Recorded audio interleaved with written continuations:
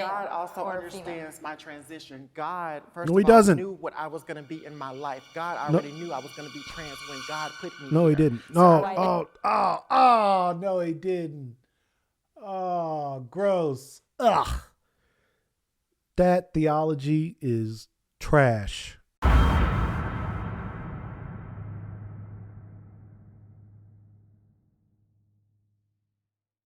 What's good? It's your boy Zachary Carroll, aka Pastor Z. Welcome back to my channel where I help you apply the Bible to all of life's craziness. Today I have another Pastor React video for you guys. I will be reacting to another Jubilee video. I don't know. I love that channel. They have amazing videos that talk about really interesting topics. And they don't copyright claim me. So, hopefully this reaction will feed your spirit and teach your soul. This will be a transgender video where naturally born women versus transgender women will see if they can see eye to eye. The transgender movement is indoctrinating our youth.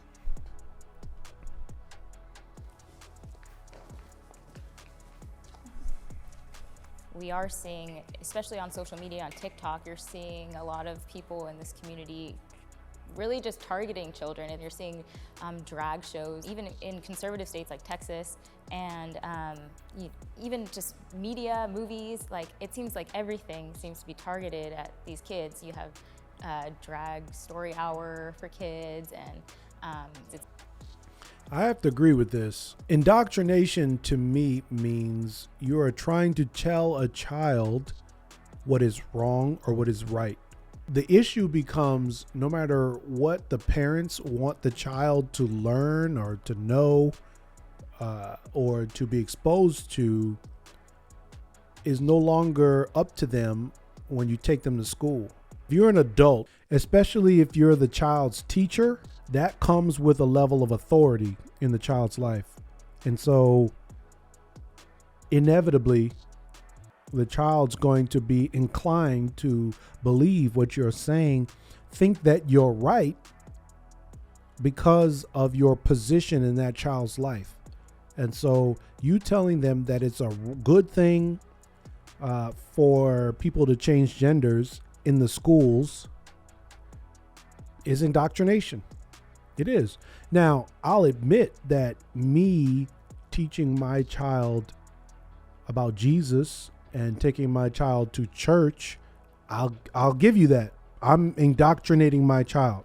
I am. And that's my right because it's my child. And there's really no other choice that I have. Like, I'm going to take my child to church with me.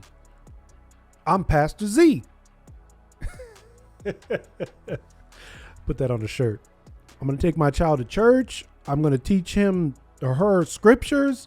I'm going to build them up as best as I can as a good soldier for Jesus. Now, when they get of age to say they don't want to be a Christian, they don't want to go to church, they don't believe in it, there's nothing I can do about that either. Okay? But me teaching my child about Jesus and putting him or her in a loving community that serves one another, loves one another, teaches one another, there's nothing bad about that. Now, if my child wants to be sexually immoral, if my child just doesn't agree with scripture, that's a different story. And when my child is of age, and when my child wants to move out and doesn't want to be a part of the community, the village that I will be a part of, that I will lead, okay. Except for a broken-hearted father, there's no other ramifications. the fact that the trans movement has got people shook has me so excited. The trans movement is not indoctrinating our youth. Our youth are understanding who they are at a younger age. And from what I was hearing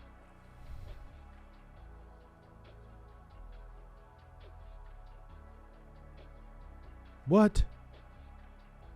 So it's not indoctrination, it's smart children. So I guess we should allow kids to drive cars, drink alcohol. I didn't know who I was until I was 27. I think the science says that your personality doesn't fully develop until you're like 25. So what? So what she's saying is she, listen, don't get me on that, please.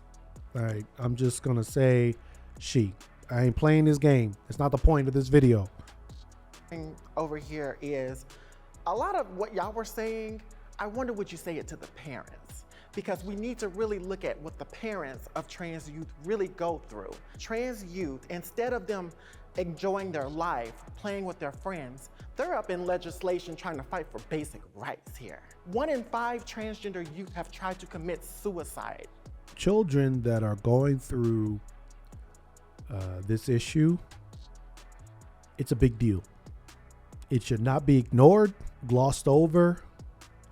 It should be addressed. There needs to be many sit-down conversations with the parents. Now, she's right about parents being the issue with anything really going on with children. Parents being lost equals children being lost. If a parent has a compass that's constantly moving, guess what the child's going to be doing? Constantly moving. One from age 7 to 12, they're going to have this thought. From age 12 to 15, they're going to have this thought. From 15 to 17, they're going to have another thought. From 18 to 21, they're going to have another thought. And then it's going to take them another 10, 15 years to figure all that out. And so Proverbs 22:6, train a child in the way he should go, and they shall not depart from it. We need to be training our children in righteousness. We do. And I 100% agree that if you are going to make fun of your children because they're going through this issue, you're not going to pay attention to it because you don't think it's important, you're not paying attention to the child, it is a horrible thing. Very, very, very horrible. This is going to be a tough video. Okay. In general, they're having sex at a lot younger age, whether we like it or not. Let's just keep it one.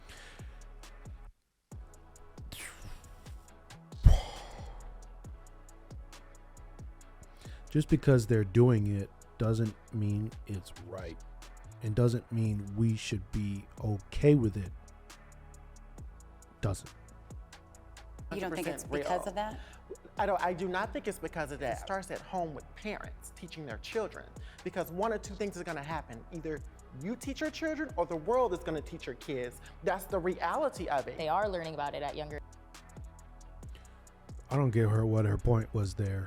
So, I mean, I agree. Parents should teach their kids correctly in the way they should go, and they should go towards Christ.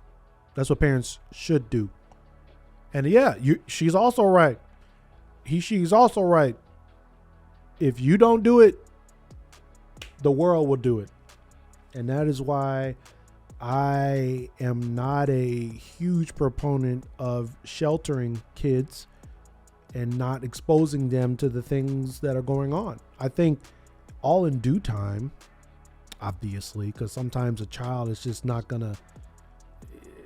But even then, I don't know. Like, if the father is there being a leader to the household, if the mother is there being a woman of kind instruction on her tongue, there's nothing that two parents can't tackle if they have themselves been training. Now, we've been going in a series at my local church trying to teach people the doctrines of fundamental Christianity, because a lot of seasoned Christians aren't prepared to deal with these issues. And that's another issue. Parents need to be more prepared, more able to handle these tough topics. period. As a mother and seeing what my children are going to have to be introduced to at such a young age, like I didn't even know what a gay person was till I was like 12.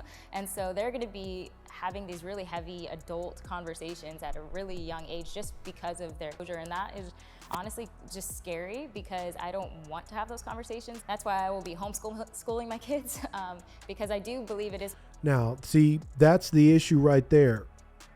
She doesn't want to have those conversations with her child because they're tough. I don't like that. I don't like that. And that is something that I am trying to change with this channel. Like, I want parents to watch my video, something that on a topic that they wouldn't want their child to be exposed to, but that it trains them, it teaches them on how to respond to these issues. If you don't like talking about something, it's because you don't know how to. And there is the issue. If we as Christians aren't able, now I don't know if she's Christian and that's fine, but if we as Christians are not able to handle the tough questions, we are doing a disservice to our children, period. We might as well hand them up on a silver platter to the world to do whatever it is they want to do. 1 Peter 3:15 says that we all should be ready, always ready to give a defense to anyone who asks for the reason of the hope that is within us. We need to be ready. Stay ready so you don't got to get ready. We shouldn't be telling our kids, oh, I don't want to talk about that. Or, just discounting it. Because trust me, if your child has a question, as a former kid, I can say this. I don't have kids, but as a former kid, I can say this. So as a child, when a child has a question that their parents can't answer, and they probably are going to you first, they're going to go somewhere else. And they're going to get probably an answer you don't want them to have. At its core, being transgender is about separating sex from sex roles and gender roles that are compulsory. Do you think that... That's incorrect. So women should cook for their man. That's a gender role. That isn't a biblical gender role. I mean, a woman should make sure her household is provided for. She is not worried about her household in the winter because they are clothed with scarlet, Proverbs 31. But that is a gender role that's not true all the time. Like, it is only the responsibility of a woman to feed her man or her kids and things like that. That it has nothing to do with the trans movement. Like, if you are a woman that as growing up liked wrestling, liked the color blue, liked playing football, like, you are outside of the norm for young girls. And although some pastors would say that that's a indication of same-sex desires or a struggle, but ultimately there's nothing wrong with a girl liking what guys like. There's just nothing wrong with that, except liking girls, obviously. But that's not what the transgender movement is about. The transgender movement is about denying truth about what God created and how God created man in his image and created them male and female. They want to distort the definition of what male means and what female means. They want to remove the idea that science matters when it comes to biology, and they want to see a world where it is just impossible to look at someone and make any reasonable assumptions. In the best way I could put that. That children should be able to transition medically. No. I think No. it just really depends on each individual situation. They should be able to. So this person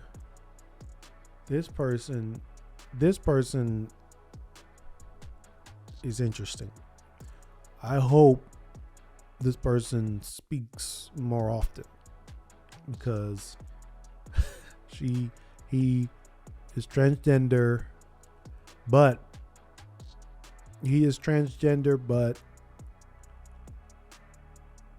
he does not seem like he doesn't agree with the movement. No. It just really depends on each individual situation. They should be able to make the best medical decision for them. I am The best medical decision, bro? The best medical decision for a child is to change sexes, to change genders? In what world? In what world is that the best medical decision?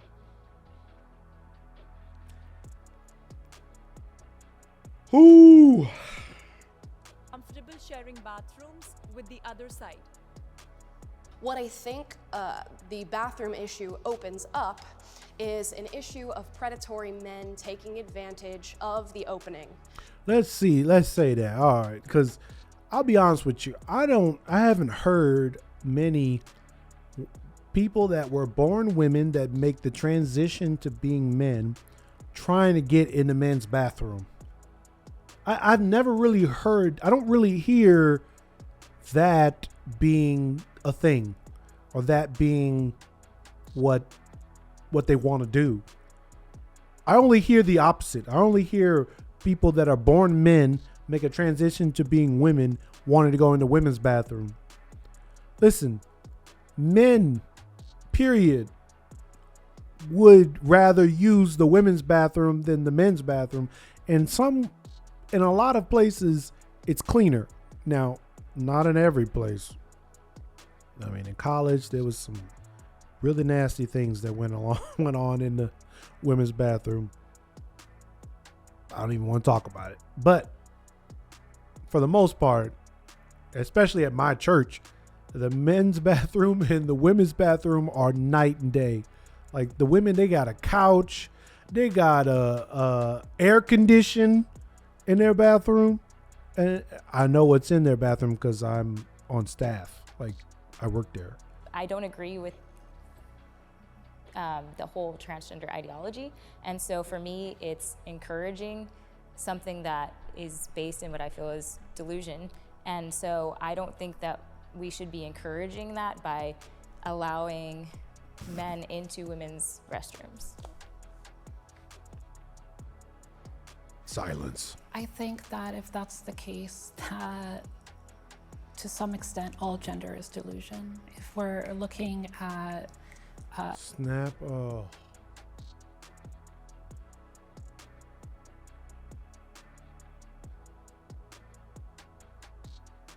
I gotta hear this. historically anywhere from, midwives after the enclosure of the commons in the 1400s, having their whole trade affected, or Brewsters having their trade affected, and now we don't think of women as, Brewsters, or that creating beer is a womanly thing. These all came from social conditions. These all came... Again, she's talking about gender roles. So gender roles is more fluid, okay? Because there was a time where women didn't work. There was a time where women didn't vote. There was a time women were considered only property. There was a time where marriages were purely and completely like political, as far as joining families and their resources and forming alliances as far as royalty, whether or not a woman should quit her job and take care of the kids at home. That's a gender role question, and there's no right or wrong. that is where each individual family should make that decision for themselves. But to say that gender is a delusion because of gender roles is logically inconsistent. Whether I am a man or a woman is solely and strictly based on the genitalia that I have. So unless you are a hermaphrodite or there is some type of abnormality, men have certain genitalia, women have certain genitalia. That's not delusion. That is fact. That's fact. And my thing is, the transgender movement consistently wants to remove the fundamental definition of what makes a fact a fact. It just is. My shirt is green. If somebody says that my shirt is blue, I should be able to say to them, you're either colorblind or you're wrong. A lot of gender, regardless of biological sex, it didn't like naturally flow out of our genitals, and like it was like, we're like, this is how my genitals are, so this is like how my gender is gonna be. That didn't happen. That's not life. Like, there's a reason why men's bathrooms have urinals and women's bathrooms don't. They just have stalls. There's a reason for that. There's a scientific, biological reason for that I'm not gonna go into, but we're trying to change all that. So in this same vein, you should tell architects that they shouldn't put urinals in men's bathrooms anymore. You're assuming that every man can go in there and use a urinal comfortably, safely. And it's like, it's just a slippery slope to nonsense. I think it's very disingenuous to say that a whole identity is a delusion. I believe that you feel like women. If I say I'm a zebra, I'm delusional. If I say I'm white, I'm delusional. And in fact, there is a guy that was white that changed his ethnicity to Korean, and he got vilified. I don't understand why this is okay, but that wasn't. There's really no difference. That's not what I'm saying. I'm saying there is an objective truth, and I don't believe in his truth, her truth, their truth, my truth. Like, there is truth, and who defined that truth? And like, it's already defined. And I, as a Christian, I believe God is the one who set truth. But who defined that? Is the truth. Can you tell me who defined that? God. Living in the Bible Belt with religion taking center stage, it's hard for a lot of trans and non-binary folks like myself to really be able to express who they are. I had to really take on my gender dysphoria in private. I couldn't talk to my mom about it. I couldn't talk to my dad, my siblings. Which is not good. Because ultimately, I felt like it wasn't going to lead to anything because there wasn't a lot of education in the cis community. So lead to anything meaning like they weren't going to agree with you.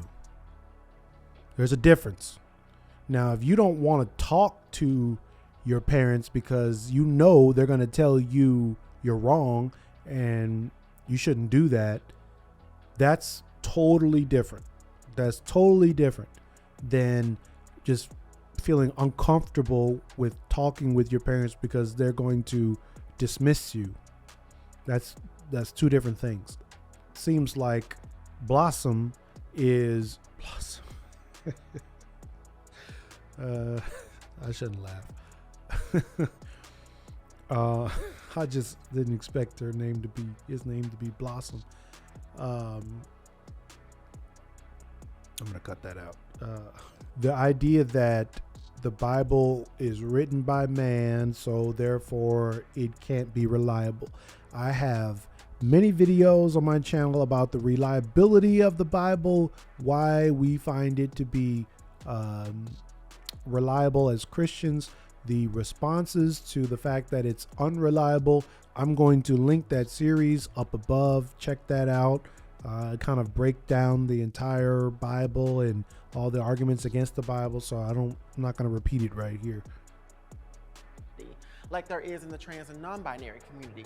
We're talking about a book that was written by man with his own bias. Who created chromosomes? Yeah, I'm personally not religious and I believe in science. When we talk about chromosomes, it goes back to the conversation we were talking about earlier about being intersex. So we're not talking about intersex, we're talking about people who were born as a male. And Yeah, this person, Blossom, has got, she's standing on sand. He's standing on sand and mud. Like, there's no foundation to what Blossom is saying. There really isn't. Because now you're saying chromosomes, and because there are hermaphrodites or intersex people that are born that way, you who were born clearly 100% a male should be allowed to change your gender, because some people are born with both the sexes. Like, it doesn't equate. and they try to transition. The whole fact that they're trying to transition into a female in the first place shows that they aren't actually that, or else there would be no need to transition, right? So you say, okay, I feel like a woman. What is that? What does that feel like? Yeah, how does that And how do you We're know? not saying, I'm not saying I feel like a woman. I am a woman. I don't So look then at why did I you do not- transition? I Why do can't not you look just at genitalia. present as a man but be a woman? I transitioned so I could be who I was. I did not feel like I was the person that I identified with when I was born. So I took the steps to align my outside body with how I feel on the inside. What makes you stand up? So it's basically a feeling.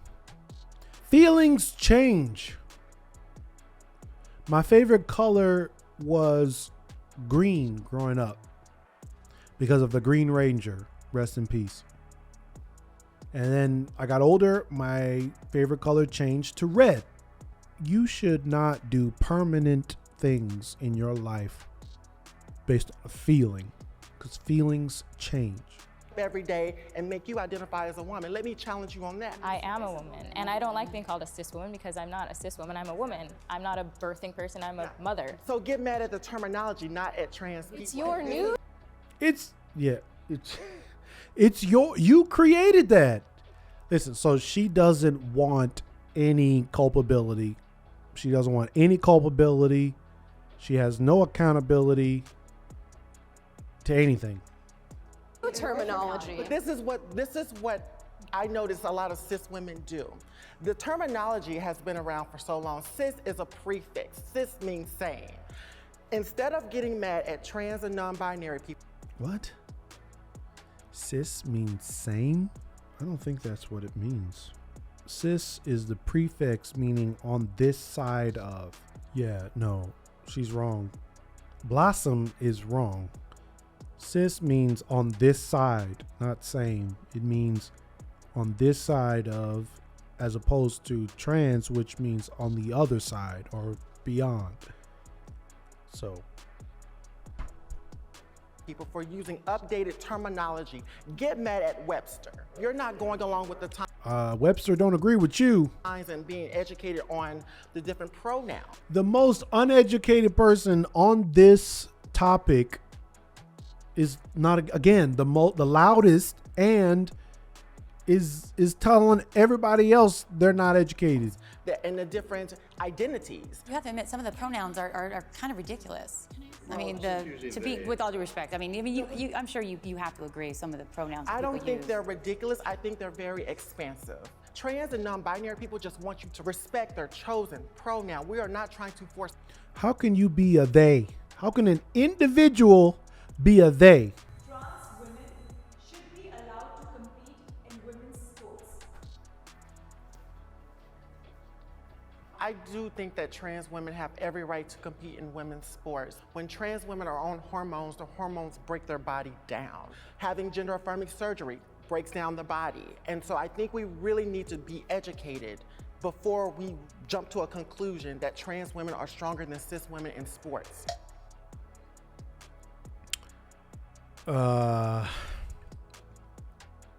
No. Doesn't matter how many hormones you take. You're not going to change your bone density. You're not going to change your weight. You will reduce it to the point where if you weren't taking them, you would be heavier, stronger.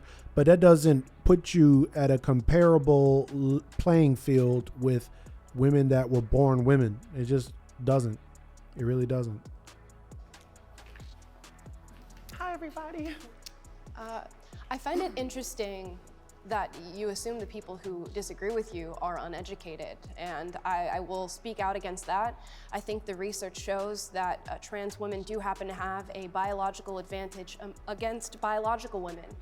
Even though you are taking hormones and that does start to change your body and level things out, we're talking about primarily people who have transitioned post-puberty, which means they do have male bone density, male wingspan, male hand size, feet size, lung capacity. All of these things are going against women, biological women, when trans women start to enter their spaces, their sports, and compete against them. And this is really concerning for me. I think for me, it's not a question of whether or not trans women can compete in sports. It's a question of how can we change the institution of sports in this country to make it equitable and to create more opportunity for cis women, for trans women. And like that's kind of like why I wanted to actually ask you all, like, what has your relationship to sports been?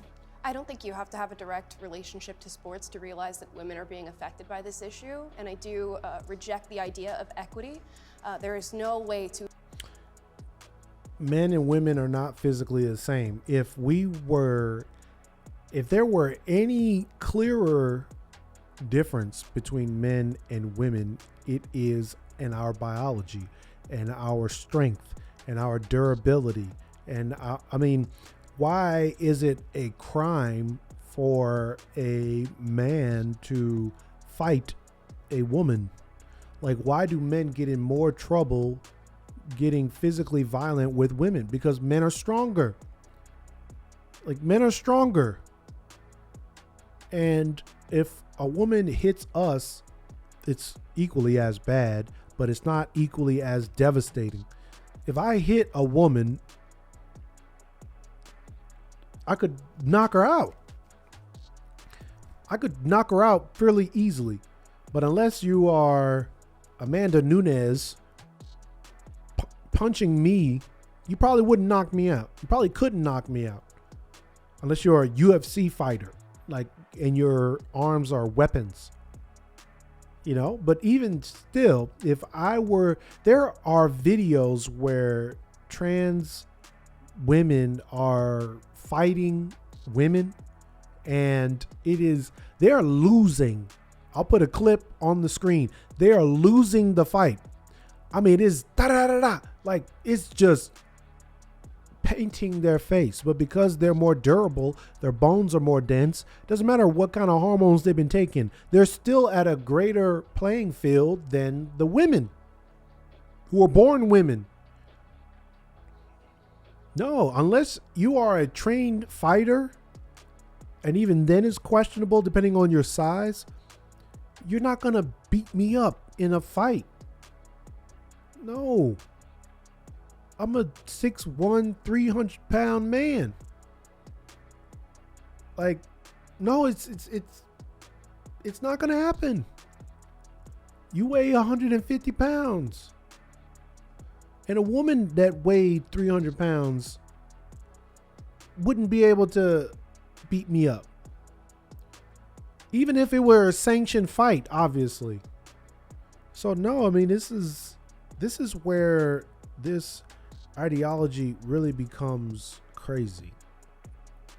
And if you're on the other side of this issue, you have to agree with this. Because if you don't agree with this, then the rest of your ideology just crumbles. To come about an equality of outcome, which is what equity is saying. There's a reason that women's sports are less funded and less watched than men's sports. It's because men seem to excel athletically, and they seem to press the bounds of athleticism way farther than women do. We now exist on a slippery slope. If it's female sports, is it then female locker rooms? Is it then female prisons, which we're now seeing becoming an issue here in California, where biological male inmates are being put in female facilities because they identify as women? We have to discuss crazy. as a society how much we give into the feelings of wanting everybody to be accepted and how much we are willing to do that at the expense of biological women. I use myself as an example. This is about how big I was in junior high school and early high school. I used to be able to walk up to a V8 engine block, pick it up off the floor and set it on a table. And if I was in powerlifting or weightlifting, that amount of, that advantage was just unbelievable. I've been on hormones for 15 years. Did it weaken me? Absolutely. Did my bone density really hasn't changed, my muscular hasn't changed. And this is not a binary question. There's a lot of nuances involved. I just want to ask a question for what you were saying. Can you throw out some statistics?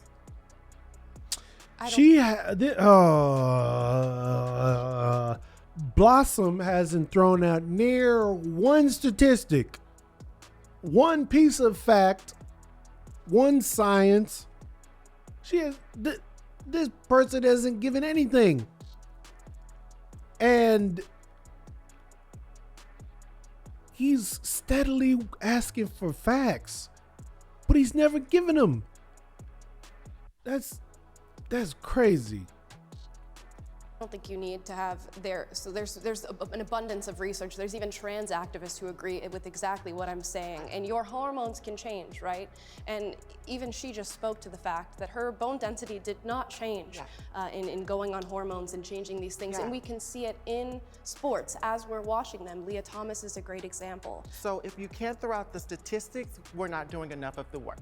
And let's also be clear, there are some cisgender women who produce. Ask her for some statistics. Ask him for some statistics, whatever you want to call it. Ask him for statistics. He doesn't have any statistics. And he's, wow. Use high levels of testosterone as well. And so we really have to unpack it from all different sides here. Can you produce statistics about the bone density of biological men and how it changes upon being on hormones and whether or not it levels out to biological women? I actually cannot, because when I would think of those statistics,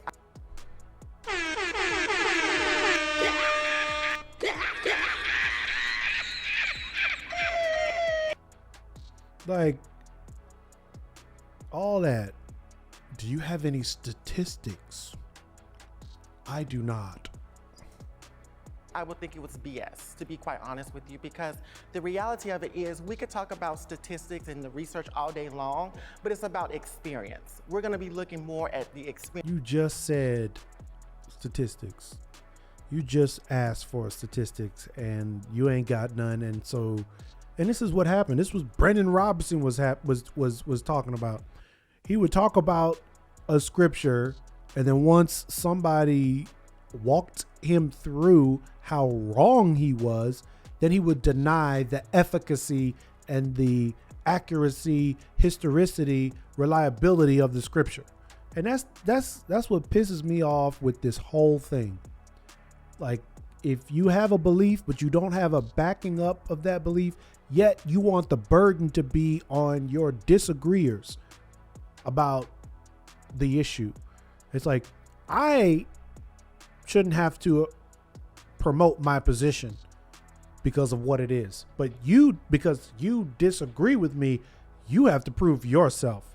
And that's how tactically we need to shift. When we when somebody makes a position, we need to ask them why. What do you mean by that? And why did you come to that conclusion? We need to ask them for the evidence. We need to ask them for the reasons. You need to ask them to walk you through that position before you even give your disagreement. Don't even start with that. Don't even do that. Just let them tell you. Because if they're the one making the position, if they're the one saying, like Like, Blossom is the one saying that trans women should be able to play sports with naturally born women. Why? Tell me why. And why scientifically does it make sense? Obviously, yeah. Why socially it makes sense? Back your position up. Because that's what happens. You start with a position that is one way or the other, and then you try to poke holes in everybody else's position, while your position, with no evidence and no backing, no support from you, looks better, gets elevated through no fault of your own, because you're good at poking holes in other people's position. We need to stop that. If somebody has a position, no matter what it is, what do you mean by that? Why did you come to that conclusion? Just keep it like that. And then they will show you the holes of they will show you the weak structures, the weak foundations of whatever position that they have. Because especially with these type of things, people haven't really given much thought and much thinking and much research. It's like I said, like Blossom said earlier, it's really just based on a feeling. Because again, when we look at cisgender women who produce high levels of testosterone and who have been kicked out of sports and been disqualified from teams based on something that they biologically cannot control, then what are we really talking about here? Well, we're talking about, data and that is overwhelming, and we're talking about what is also we're capable of seeing with our human eyes. I think it's very clear that if you compare maybe you to the rest of us, there is going to be a strength difference. There's going to be a bone density difference. But you're just saying that you don't know until we physically do something, and just perceiving and assuming just because. Well, she shouldn't have said that, the conservative woman. Like, you have to try to keep the words "you" out of arguments. You can say your position, but obviously that's true. If Blossom was born a man and looking at him, he's huge. He's probably twice the size of these other women. Then it's obviously true. But if you make your argument about a person individually, they'll just easily refute that and say, no, I'm not. I can't even do this, and there's no way you can back it up. Because I look a certain way, that's not fair. Me and her we could look completely different or whatever, but she may be stronger than me. I agree, but she have much more agility and vitality than I do. We don't know that until you actually do it. I'm saying it has been done. Studied, it's been done. And it's been done. We've seen it numerous But it's times, an assumption. time again. But we're only going on assumption. It's not assumption when it's a proven experiment, like scientifically. If it's a test and there's statistics, there's data, it's no longer an assumption. At this point, because again, it's not assumption when we see it. Maybe it's the news cycle that I watch, but I see it a lot. I see it quite often where they're showing trans women beating. I'm by far. And you don't see women dominating in the men's sports, right? You don't see trans. Yo, Dave Chappelle had the best argument with this. He was like, you know what, trans women in sports, why don't we let LeBron James put on a wig and play in the WNBA and watch him score 30,000 points? Because that's exactly what's going to happen. Men going into men's sport and just completely dominating and wiping the field with them. This is what happens when you, in my opinion, twist God's design. And when you go against God's design, you create these problems that you wouldn't have if you weren't going against what God intended. I'm going to take her side a little bit on that. And let me say one more thing, and I'm supporting you on this one. There's a great deal of women and actually there was a lady in the last Olympics that they actually disqualified until she went on androgen blockers to knock her testosterone down to a female level. Anything that happens now, it's almost it's not reliable, because most of the time these organizations, and that's all they are, Like, there's nothing scientific about an organization kicking out an athlete for whatever reason, unless it's like they found drugs in their system. But most of these organizations are doing these things so that they don't get canceled and they don't get lose money. That's all they're doing. In the same way, like Disney is putting forth all these LGBTQ plus characters and all this stuff. I mean, they're doing that so they don't lose money, ultimately. Because if you take away money from a company, I mean, take away the company. Like I said, this is not a binary yes or no question. And the whole idea of messing with what, God puts up, God put me up, okay, if you want to take that. And I had this conversation with a very religious man in San Diego, and he was like, oh, I don't quite know how to deal with that. And God made you that way, but he didn't make a lot of the people transitioning. I understand. Wait, what? God, wait, hold up. Now you're talking about God. Now we in my wheelhouse. Religious man in San Diego, and he was, and I had this conversation with a very religious man in San Diego, and he was like, oh, I don't quite know how to deal with it. The whole idea of messing with what, God puts up, God put me up, okay, if you want to take that.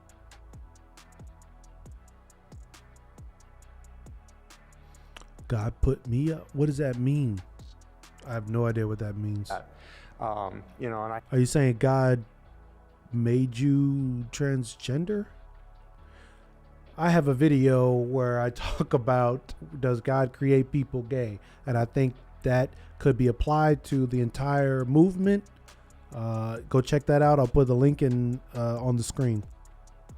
I had this conversation with a very religious man in San Diego, and he was like, oh, I don't quite know how to deal with that. And God made you that way, but he didn't make a lot of the people transitioning. I understand. But God also understands my transition. God, first No, he of all, doesn't. knew what I was going to be in my life. God already knew I was going to be trans when God put me No, here. he didn't. No.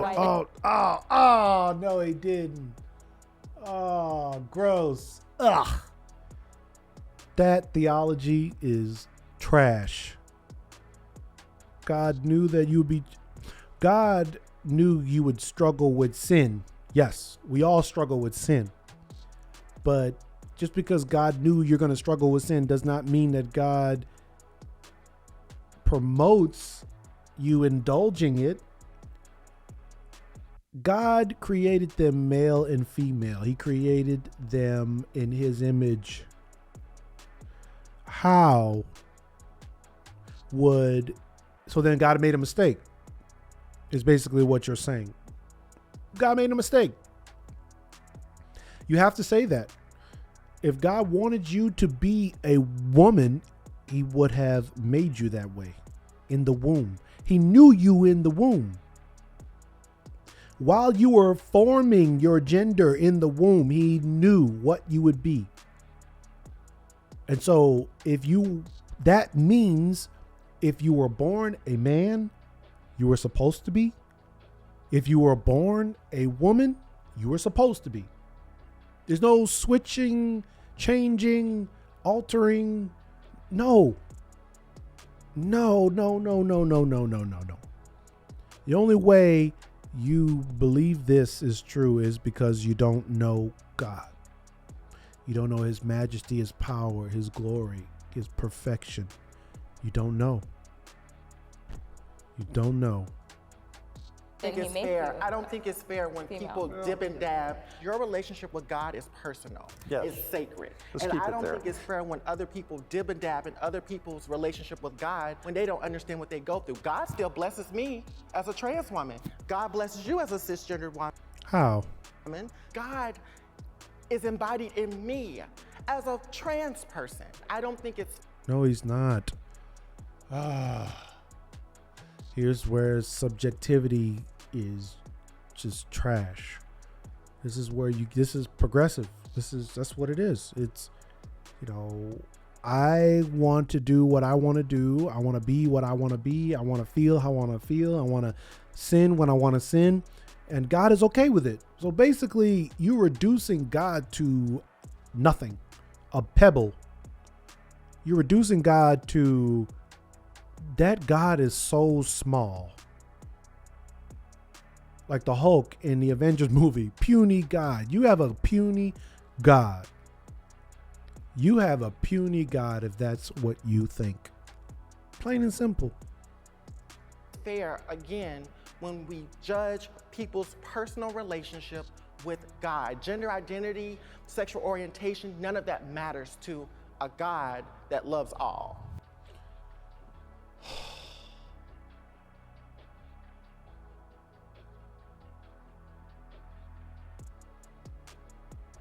That really hurt. So God doesn't care what we do in our lives? God doesn't care that you hurt yourself? That you engage in sin? God doesn't care about these things? Where are you getting that from? What God are you serving? Not my God. Not the God. Not the creator of the universe, the one who sent his only begotten son to die on the cross. Not that God. Not that God. I don't know your God. Your God and my God are very, very, very, very different. In fact, your God is no God at all. Well, I think that is a good Pastor Reacts video. Let me know what you guys think down below. This was a crazy one. I'd love to dialogue with you down in the comments. Don't forget to like, comment, and subscribe. Share this video with a friend if you found it helpful. My name is Zachary Carroll, aka Pastor Z. Y'all be cool.